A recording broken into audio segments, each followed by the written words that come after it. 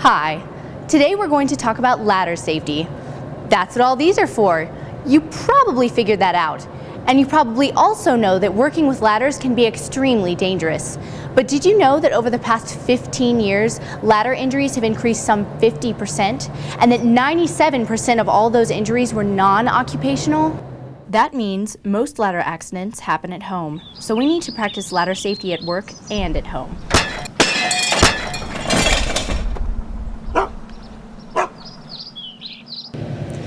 By the way, 77% of everyone who are injured on ladders are men. I mean, I know that means that 23% of us are women, but still, I'm just saying. With over 2 million emergency room records involving ladder injuries, well, we can all learn a thing or two about ladder safety.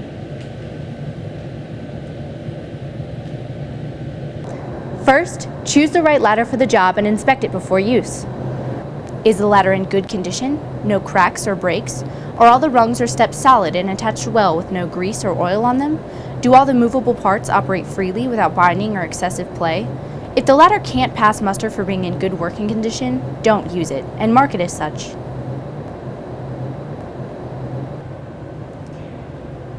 Never use a stepladder as a straight ladder. Open up your stepladder until it latches.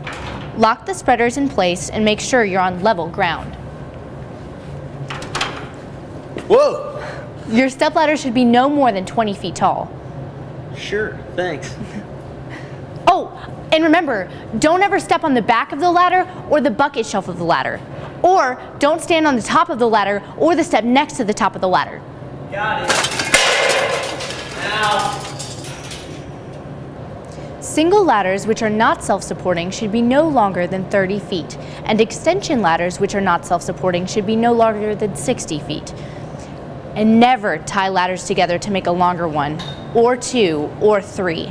That could end in disaster, and only use ladders for their intended purpose, i.e. never use a ladder as a brace, skid, lever, gangway, platform, a hoist for materials, or a cheap prop in a safety video. One at a time, one at a time. And unless the ladder you are going to use is specifically designed for 2 people, only 1 person should be on a ladder at a time. Tickets, get your tickets one at a time, please. Great, now let's talk about how to secure and climb a ladder. First, set your ladder securely at a distance approximately 1/4 of the working height away from the base of the wall.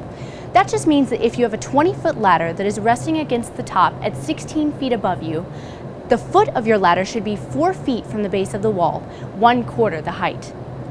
At the top, you want to make sure the ladder extends an additional 3 feet or so from the support point. Finally, tie it off at the top or have someone hold it at the bottom. And don't tie the ladder to your helper, that won't help.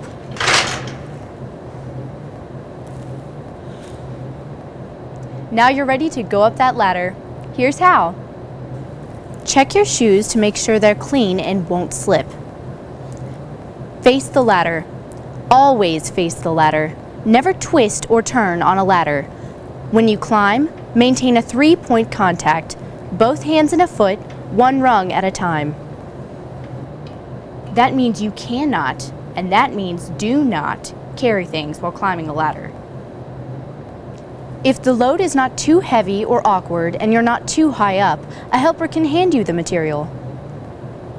Or you can always use a rope to pull materials up. In a bucket is good. This next one's important. Well, they're all important, but this one, well, you'll see. Don't leave tools where they might drop.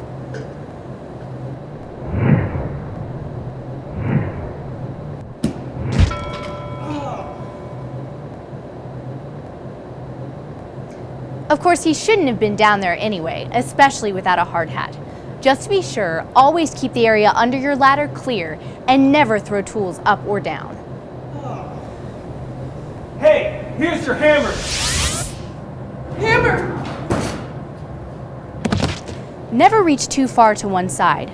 Go back down and move your ladder over, then go back up. Finally, and this is a no-brainer, but still, never use metal ladders around electricity.